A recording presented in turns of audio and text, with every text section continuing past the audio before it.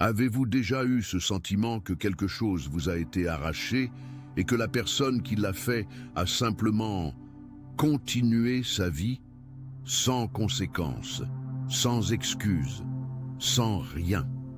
Si vous êtes ici aujourd'hui, vous savez probablement exactement de quoi je parle. Et je dois vous dire une chose qui va changer la façon dont vous percevez tout ce qui s'est passé. Le ciel n'a pas oublié. Il documentait chaque détail, rassemblant des preuves dans un tribunal que vous ne pouviez pas voir. Et Avril est arrivé avec un verdict. Restez jusqu'à la fin, car ce que vous allez entendre aujourd'hui n'est pas seulement un réconfort. C'est une révélation sur ce qui est sur le point de se produire dans votre vie.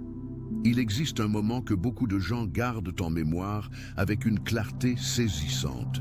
Ce n'est pas un moment joyeux. C'est cet instant où vous avez réalisé avec une certitude absolue que quelqu'un a utilisé votre confiance contre vous.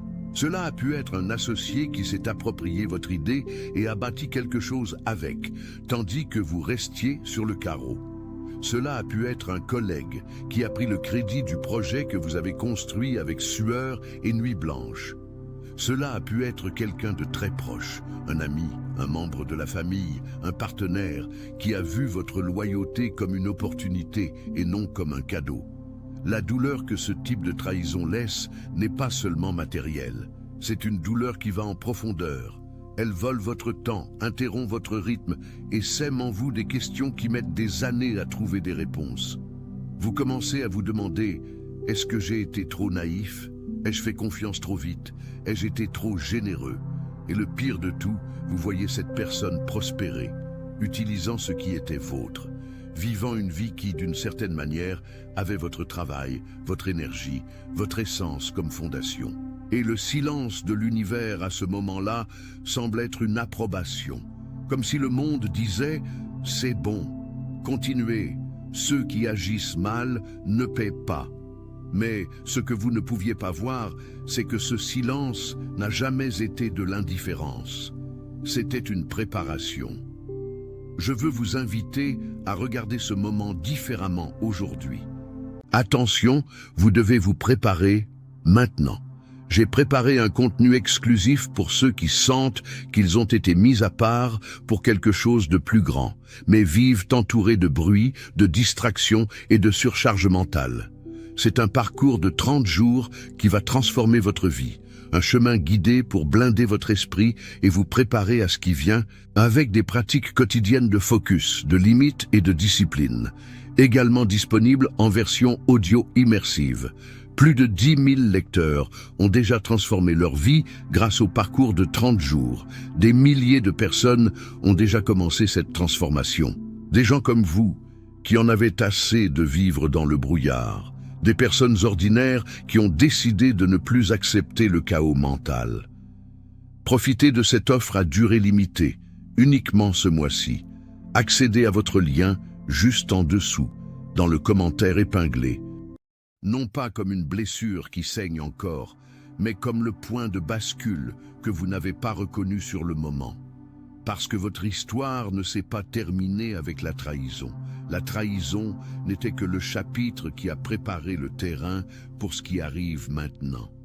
Parlons de quelque chose que la plupart des gens ne prennent jamais le temps de vraiment comprendre, le fonctionnement invisible de la justice divine. Pas la justice qu'on apprend à l'école, celle avec un juge et un tribunal visible. Je parle d'un système bien plus précis, bien plus vaste et bien plus puissant qu'aucun tribunal humain ne pourrait l'être. Il existe une loi spirituelle qui traverse toutes les traditions, toutes les cultures, tous les peuples de la terre. Vous pouvez l'appeler karma, loi des semailles et des moissons, rétribution divine. Les noms changent, mais le principe est exactement le même.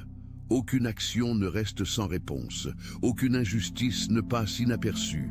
L'univers a une mémoire parfaite et il n'opère pas selon votre temps, mais au moment juste.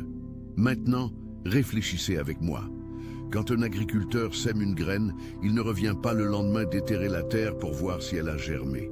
Il sait que le processus a son propre rythme. La graine a besoin d'eau, de soleil, de temps dans l'obscurité avant de percer la terre et de devenir visible. Si l'agriculteur déterrait la graine à chaque impatience, il ne récolterait jamais rien. La même logique s'applique à la justice spirituelle. Le fait que vous ne voyez pas les conséquences agir sur celui qui vous a blessé ne signifie pas que rien ne se passe. Cela signifie que le processus est encore souterrain, et quand il percera la surface, il sera impossible à ignorer.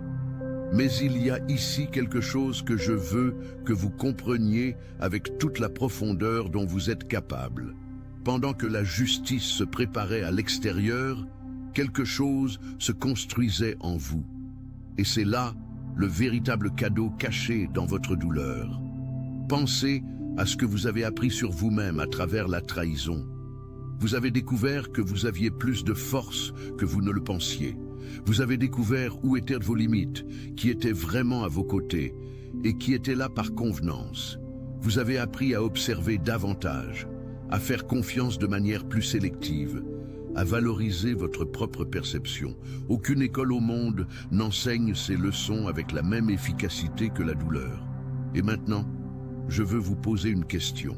Ne répondez pas à voix haute, mais répondez-vous avec une honnêteté totale, dans les moments les plus difficiles après la trahison, quand la colère était la plus forte, quand l'envie de vous venger ou de prouver que vous aviez raison était presque insupportable. Qu'avez-vous fait? Si vous êtes ici aujourd'hui, si vous écoutez ces mots, il y a de fortes chances que vous ayez choisi de ne pas descendre au niveau de celui qui vous a blessé. Vous avez maintenu votre intégrité même quand cela faisait mal. Vous êtes resté vous-même, alors que la situation appelait une version plus petite, plus amère, plus vindicative de vous. Ce ne fut pas une faiblesse, ce fut la décision la plus puissante que vous pouviez prendre. Et l'univers l'a vu. Il y a une énorme différence entre la personne qui traverse une trahison et en ressort pleine de poison, et celle qui traverse la même expérience et en ressort plus affinée. Le poison contamine tout autour. Il éloigne les opportunités, ferme les portes, repousse les bonnes personnes. L'affinement, en revanche, attire. Il crée une qualité de présence que les gens ressentent avant même d'en comprendre la raison. Votre choix de maintenir l'intégrité n'était pas de la passivité, c'était un investissement. Et avril marque le moment où cet investissement commence à générer un retour d'une manière que vous allez pouvoir voir, sentir et toucher. Maintenant, je veux parler des signes. Parce que si vous traversez cette fenêtre de restauration, il y a des choses que vous remarquez probablement déjà, même si vous n'avez pas encore mis de mots dessus. Prêtez attention à cette liste et voyez combien de ces signes vous reconnaissez dans votre vie actuelle. Le premier signe est que des portes qui semblaient complètement scellées commencent à s'ouvrir sans résistance. Pas avec beaucoup d'efforts, pas après de longues batailles, mais de manière presque organique. Une opportunité que vous n'attendiez même pas apparaît. Une conversation a lieu au bon moment. Une connexion se forme d'une manière qui semble presque impossible à être accidentelle. Le deuxième signe est que des conversations qui excluaient auparavant votre nom vous incluent maintenant naturellement.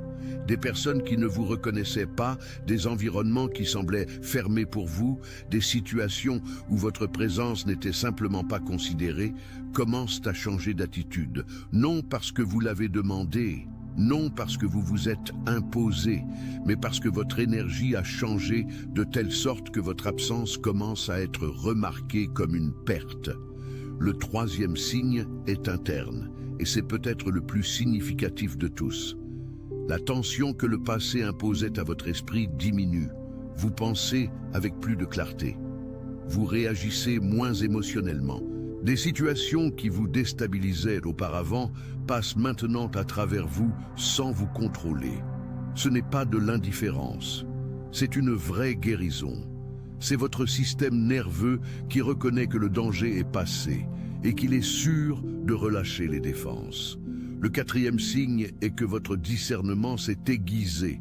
Vous avez commencé à percevoir les intentions des gens avec une précision que vous n'aviez pas avant. Vous sentez avant de voir. Vous savez avant que ce soit confirmé.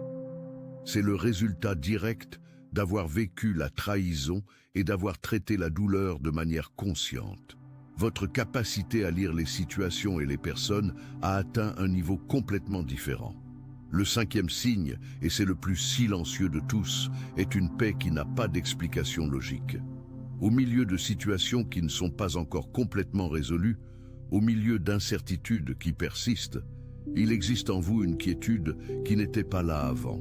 Ce n'est pas de la résignation, ce n'est pas de l'abandon, c'est une certitude profonde venant d'un lieu au-delà de la pensée rationnelle que les choses se dirigent là où elles doivent aller.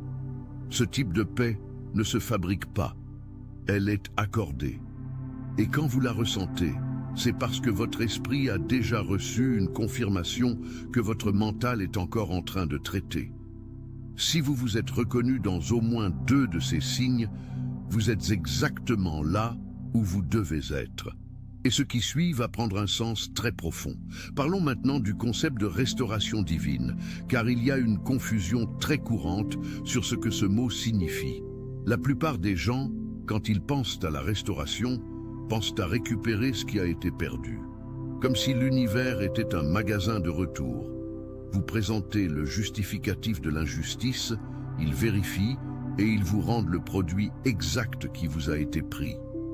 Mais la restauration divine ne fonctionne pas ainsi. Et c'est une bonne chose, car vous ne voulez pas récupérer exactement ce qui vous a été pris. Ce qui vous a été pris existait dans un contexte qui incluait la présence de personnes qui vous ont nui. Rendre l'objet sans changer le contexte serait inutile. La restauration divine ne rend pas l'objet, elle restaure la position, elle restaure l'influence, elle restaure la voix. Pensez à une échelle pratique. Si quelqu'un a volé votre idée d'entreprise et a construit quelque chose avec, la restauration divine ne va pas démanteler ce que cette personne a construit pour vous le rendre. Elle va vous placer dans une position où votre prochaine idée a de bien meilleures conditions pour prospérer, avec les bons partenariats, la reconnaissance due, une base qui ne peut être volée car elle est ancrée en qui vous êtes devenu. Vous ne récupérez pas le passé. Vous recevez un avenir meilleur que ce que le passé aurait pu être. Si quelqu'un a pris le crédit de votre travail, la restauration ne va pas forcer une confession publique de cette personne. Elle va créer des situations où votre valeur devient indéniable sans que vous ayez à prouver quoi que ce soit. Où les bonnes personnes voient qui vous êtes de manière naturelle et organique, sans manipulation, sans dispute narrative. Et cela nous amène à un point que je considère comme l'un des plus importants de cette vidéo entière. L'effort de vouloir corriger des récits qui ont déjà été choisis. L'avez-vous vécu? Cette sensation que l'histoire que les gens racontaient sur vous n'était pas vraie, et vous essayez d'expliquer, de justifier, de convaincre. Et plus vous essayez, moins cela semblait fonctionner. Cela arrive parce que vous dépensiez votre énergie au mauvais endroit. Quand vous essayez de corriger un récit faux, vous entrez inévitablement en conflit avec celui qui l'a créé. Et ce conflit attire l'attention non pas sur le mensonge, mais sur le conflit lui-même. Les gens arrêtent d'écouter le contenu et observent la dispute. Et dans la dispute, celui qui semble le plus désespéré perd en crédibilité, peu importe qui a raison. La décision d'arrêter de lutter pour des explications n'était pas une défaite, c'était une stratégie divine. Quand vous avez retiré votre énergie de ce champ de bataille, vous l'avez redirigée vers la construction de quelque chose de nouveau. Et le silence que vous avez pratiqué n'était pas une faiblesse. Il était le terrain fertile où votre prochaine phase a commencé à germer. Il existe une phrase qui traverse les générations et les cultures. Le temps remet chaque chose à sa place. Cette phrase est répétée tellement qu'on la traite parfois comme un cliché sans s'arrêter pour en comprendre le mécanisme. Mais le mécanisme est réel et puissant. Le temps révèle le caractère. Il révèle la constance ou son absence. Il révèle si une construction a des bases solides ou si elle a été bâtie sur du sable. Et cette révélation n'a pas besoin de votre intervention. Elle se produit d'elle-même. La personne qui a construit quelque chose en utilisant ce qui était vôtre va éventuellement montrer ce qu'elle est. Non parce que vous l'avez dénoncé, non parce que vous avez lutté, mais parce que le caractère finit toujours par apparaître. Il est impossible de soutenir indéfiniment une vie construite sur les bases d'une autre personne. À un moment donné, l'incohérence apparaîtra. Et quand elle apparaîtra, tout le monde le verra sans que vous ayez besoin de le pointer du doigt. Avez-vous entendu parler de personnes qui semblaient avoir tout et qui ont soudainement tout perdu? Je ne parle pas de manière malveillante. Je ne suis pas là à souhaiter la défaite de qui que ce soit. Je pointe un schéma spirituel qui est documenté dans toutes les traditions à travers l'histoire humaine. Ce qui est construit avec malhonnêteté n'a pas de fondation. Et ce qui n'a pas de fondation ne dure pas. Maintenant, je veux vous parler de quelque chose qui arrive spécifiquement aux personnes que les chercheurs spirituels appellent les élus. Et avant que vous ne pensiez que c'est une idée grandiose ou arrogante, laissez-moi expliquer ce que ce terme signifie vraiment dans ce contexte. Un élu n'est pas nécessairement quelqu'un de célèbre, de riche, avec un destin extraordinaire visible à l'œil nu. Un élu est quelqu'un qui a été désigné pour un dessein qui transcende le confort immédiat. C'est quelqu'un dont le chemin inclut des obstacles inhabituels, parce que la destinée qui l'attend nécessite une préparation inhabituelle. Pensez aux plus grands leaders, aux plus grands transformateurs que vous connaissez, que ce soit dans l'histoire, dans votre communauté, dans votre famille. Combien d'entre eux ont eu un parcours lisse, sans obstacles, sans trahison, sans moment de désarroi total? Pratiquement aucun. Le chemin des élus inclut presque toujours un chapitre de désert, une période où tout semble perdu, où ce qui était promis semble impossible, où les gens autour ne voient pas ce qui se construit à l'intérieur de cet être humain. C'est le chapitre que vous êtes en train de laisser derrière vous maintenant. Le désert se termine. Et ce qui vient après le désert, historiquement, est toujours la terre promise. Mais il y a ici un avertissement important. La transition du désert à la terre promise ne se produit pas sans que la personne soit prête à recevoir ce qui arrive. Et la préparation n'est pas une question de mérite, ce n'est pas une question d'avoir assez souffert ou payé assez cher.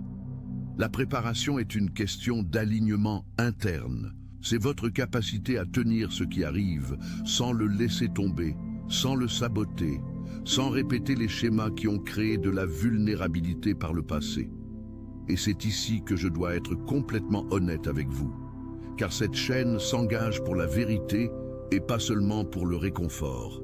Certains des schémas qui vous ont placé en position d'être trahis étaient vos propres schémas. Je ne dis pas que la trahison était de votre faute. Elle ne l'était pas. Le choix d'agir avec malhonnêteté appartenait à l'autre personne, et elle en répondra. Mais il existe des schémas que certaines personnes portent et qui les rendent plus vulnérables à certains types de prédation. La tendance à faire confiance trop vite, la difficulté à établir des limites claires, le besoin d'approbation qui conduit parfois à ignorer des signaux d'alerte, la générosité excessive qui ne distingue pas entre ceux qui la méritent et ceux qui en profitent. Ces schémas ne sont pas des défauts de caractère. Ils sont souvent le résultat de l'éducation, d'expériences passées, d'une sensibilité qui en elle-même est un don. Mais sans la sagesse nécessaire derrière eux, ils créent de la vulnérabilité. Et la restauration qui arrive sera bien plus solide et durable si vous y entrez avec ces schémas déjà transformés. Ce n'est pas un obstacle, c'est une préparation finale. Et la bonne nouvelle, c'est que la douleur que vous avez déjà vécue a fait la plus grande partie de ce travail pour vous. La souffrance a un coût élevé, mais elle a aussi un retour immense quand elle est traitée de manière consciente. Elle transforme des schémas que des décennies de thérapie n'atteignent parfois pas. Parce que quand la douleur est réelle, le changement l'est aussi. Alors maintenant, je veux vous poser une question directe. Ces derniers mois, avez-vous remarqué en vous un changement dans la façon dont vous vous positionnez? Une différence dans la façon dont vous parlez de vous-même, dont vous réagissez aux provocations, dont vous définissez ce que vous acceptez et ce que vous n'acceptez plus dans votre vie? Si la réponse est oui, c'est la preuve que la transformation est déjà en cours. Vous n'êtes plus la même personne qui a été trahie. Vous êtes une version plus affinée, plus discernante, plus ancrée en vous-même. Et cette version a accès à des réalités que la version précédente n'aurait tout simplement pas pu soutenir. Parlons maintenant du mois d'avril de manière plus spécifique, car il y a une convergence d'énergie durant cette période qui rend cette fenêtre particulièrement significative pour ceux qui sont dans cette transition. Avril est historiquement un mois de renouveau. Dans presque toutes les cultures du monde, le printemps de l'hémisphère nord, qui coïncide avec avril, est célébré comme un temps de recommencement, de résurrection, d'épanouissement après l'hiver. En France, cette énergie collective du mois porte ce symbole. Et les énergies symboliques collectives ont un pouvoir réel, car elles sont soutenues par la conscience de milliards d'êtres humains à travers les millénaires. De plus, numérologiquement et astrologiquement, avril présente des alignements qui favorisent les renversements. Des situations stagnantes commencent à bouger. Des relations dans l'impasse trouvent une résolution. Des ressources bloquées commencent à circuler. Des reconnaissances retenues commencent à être exprimées.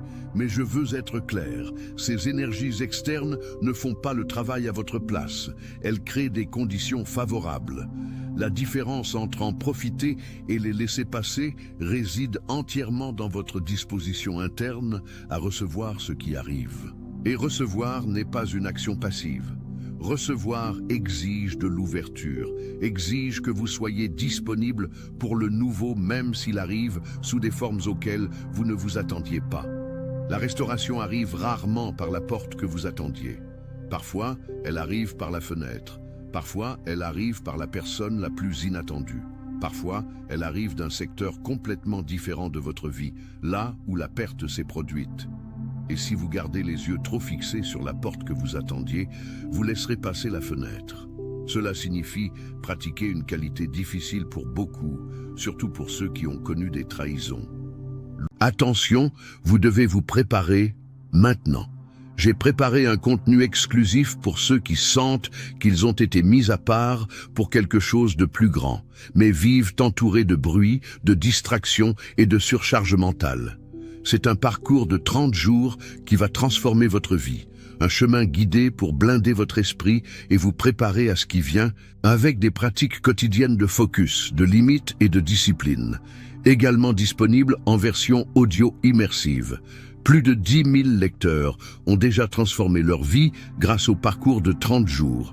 Des milliers de personnes ont déjà commencé cette transformation. Des gens comme vous, qui en avaient assez de vivre dans le brouillard. Des personnes ordinaires qui ont décidé de ne plus accepter le chaos mental. Profitez de cette offre à durée limitée, uniquement ce mois-ci. Accédez à votre lien juste en dessous, dans le commentaire épinglé.